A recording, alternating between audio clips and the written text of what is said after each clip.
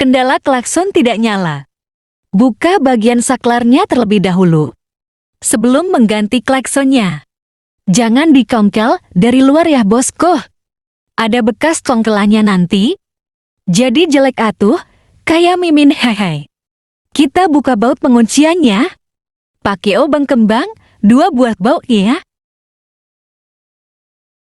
Nah ini udah kebuka.